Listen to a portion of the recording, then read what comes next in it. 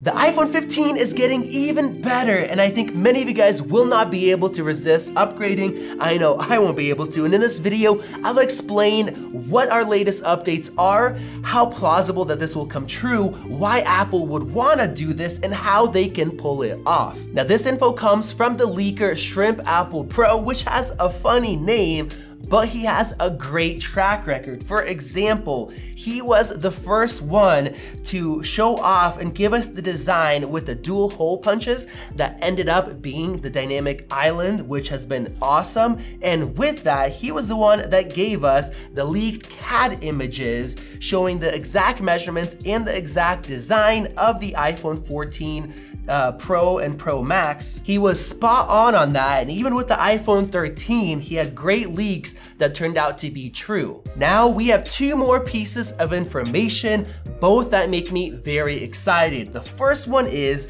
that the iPhone 15 Pro Max will use a titanium frame.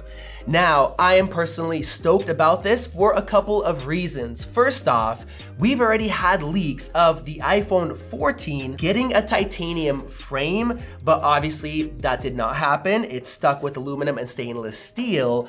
But as we know, with the Apple Watch that was leaked to be square, that did end up coming true or partially true, but the leaks were just ahead of its time because Apple develops products years in advance. So just like the Series 7 didn't get that square design, the iPhone 14 didn't get titanium, but now the 15 looks like it definitely could, just like we got the Ultra a year later, which has both titanium and a more square boxy design. Now I'm excited for a couple of reasons. First off, I have the Ultra, so that'd be really cool to be able to match it, and we'll talk about the possibility of colors in just a bit. But second, stainless steel is very heavy, and this phone is already 240 grams. It's close to the weight of the Fold, which is much larger, and titanium is 45% lighter than stainless steel while being just as durable or even more durable. With the Apple Watch Ultra, we've seen people test it out,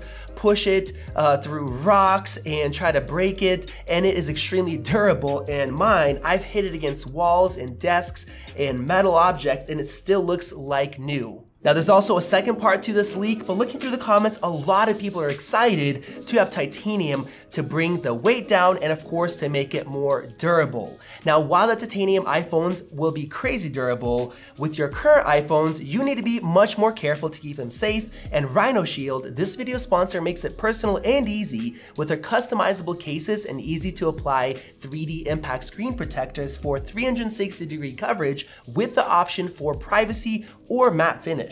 Their solid suitcases are slim while giving you maximum protection, and they have a wide variety of colors. The Mod NX modular case is unique because you can switch from an open back bumper case with a raised edge for protection or add a swappable backplate anytime with thousands of designs including really cool collaborations, and their MagSafe magnets are twice the strength of Apple's. You also get a lifetime replacement warranty for their cases, which are available for all iPhones and many Androids. They also have other accessories like their grip, and Rhino Shield is doing a huge Black Friday sale with up to 60% off site-wide, as well as an additional 10% off to our viewers using the code MAXTECH, so check out the crazy sale using the link in the description. Now I want to mention some issues with using titanium along with how Apple will fix that, but first I want to give you guys the second part of the leak, and that is that the iPhone 15 will have a rounded back, which is crazy. We have seen many leaks of having that sandwich design with glass on the front and the back, an iPhone 5 style or 5S style, but here it looks like we are gonna get an iPhone 5C design where we have the front completely being flat, the sides being mostly flat, just like our iPhone 12s through the 14s, but then the back has this curve that leads into the back panel, which Shrimp Apple Pro says will still have a glass back. So they're gonna have to make this thing seamless. Now, I don't know about you guys, but I actually really liked the iPhone 5C's design, even though it was unapologetically plastic. it felt great in the hand. Now, it kind of was a flop for a couple of reasons. First off, a lot of people didn't want plastic, but mostly because Apple only had it be $100 less than the 5S, which was way more powerful. So even though the design was great, it felt great in the hand, it just didn't make sense to buy it, just like it doesn't make sense to buy the 14 Plus. Now, why would Apple want to do this? Well, I think there are a few different reasons. First off, with the iPhone 12s through 14s, you have a much better grip, it looks modern, but it is not as comfortable as the iPhone 10, 10s, 11, where you have those rounded edges and it makes it feel slimmer than it actually is. And with the iPhone 15, we have a lot of info saying that they could even be getting thicker with bigger camera bumps, and people don't really like that. We've also had rumors that the camera bump might not be that noticeable, and one way is, of course, to make it thicker, because you can't beat physics if you have such a big camera system.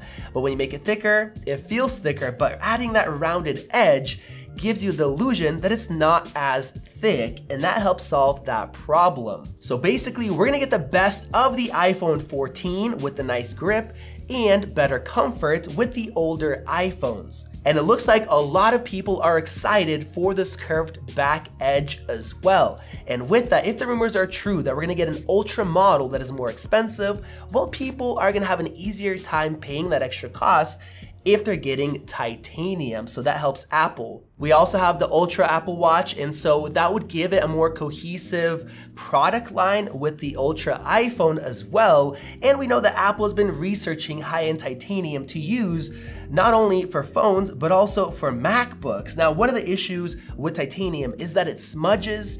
It is very hard to coat it, so the Ultra, we just have one color.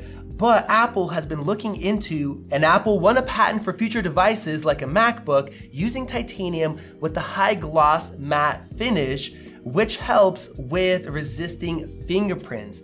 Now, they actually had a titanium PowerBook before, but they had to paint it to help with fingerprints, and unfortunately, the painting solution sucked. It would just come off and look terrible. But now, along with the patent about using titanium on different devices, we also have another one, which is a special thin coating that reduces fingerprints, and this is really cool. And they might actually be already using it on the Apple Watch, because I don't notice any fingerprints whatsoever on this Apple Watch when I touch it, which is really great because this iPhone with the stainless steel shows fingerprints like crazy.